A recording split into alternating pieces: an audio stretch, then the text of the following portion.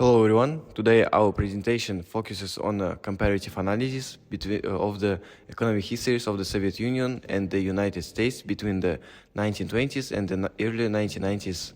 We examine how two fundamentally different systems, a centrally planned economy and a market-driven capitalist system, shape not only economic outcomes but also social structures and political ideologies.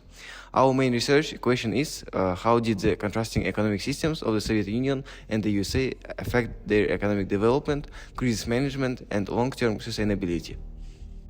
To answer this, we studied several key sources. For the Soviet side, we used Paul Grigory, The Political Economic of Stalinism, which provides insights into the mechanics and efficiencies of central planning.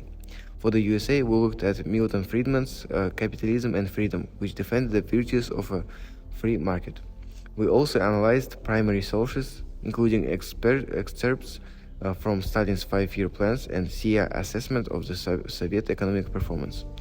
Throughout this presentation, we will use a comparative method, analyzing both economies across 5 dimensions: economic structure, crisis response, performance data, Cold War competition, and long-term outcomes.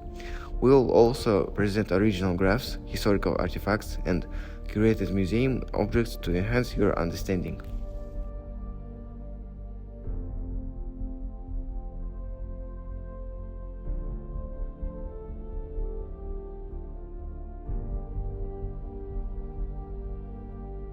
To begin with the economic structure, the Soviet Union operated under a certainly planned economy. Gosplan, the central planning agency, set production targets, allocated resources, and dictated output goals for every factory and farm. There was no private ownership of land or enterprise. Prices were set by the state, and consumer goods were often scarce or of poor quality. In contrast, the United States followed a capitalist market economy based on private property, free enterprise, and competition. Prices were determined by supply and demand, and the individual initiative was encouraged. The government did interventions during crises, like during the Great Depression with Roosevelt's New Deal, but these interventions were still within a largely capitalist framework. Primary source comparison. Let's look at two experts. A Soviet poster from 1930 urges forces to fulfill Stalin's five-year plan ahead of schedule. This shows the emphasis on quantity over quality. Meanwhile, a U.S. New Deal speech by Roosevelt promotes economic relief while maintaining capitalist values. Effect: the Soviet system achieved rapid industrialization, especially in heavy industry, but struggled with consumer goods and innovation. The US system, while prone to cycles of boom and bust, fostered entrepreneurship and technological progress. Now let's compare economic performance and responses to crisis using actual data and visual aids. Growth and output. The USSR GDP grew rapidly during 30s and 50s due to forced industrialization, collectivization, and post-war reconstruction.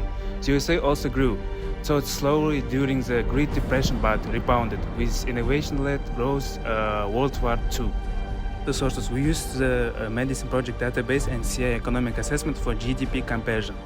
First graph: USSR GDP growth 1928-1980.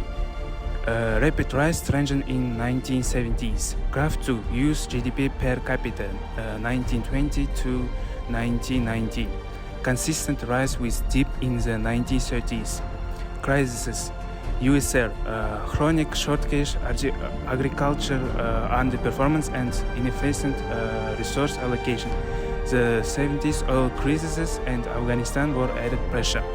USA faced the 29th Great Depression and 70s stagflation, but responded with institutional reforms like Federal Reserve, new monetary policies. Conclusion: and from this comparison, the Soviet economy achieved initial industrial success but failed to maintain efficiency or innovate.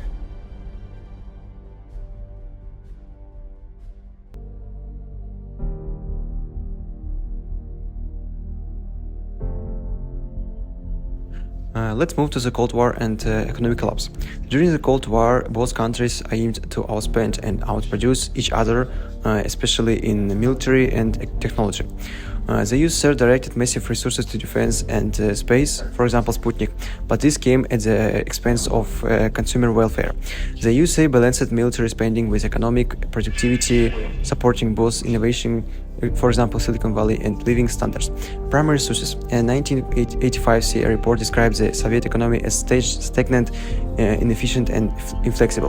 In 1968, Soviet citizens letter to Pravda empty store shelves and rising frustration. Museum objects USSR. In 1980s, food ration cards symbolizing scarcity even in peacetime. USA, in 1950s McDonald's menu, and an early IBM computer showing consumer choice and innovation. Collapse. By the late 1980s, the USSR tried reforms like perestroika and glasnost, but they were too late.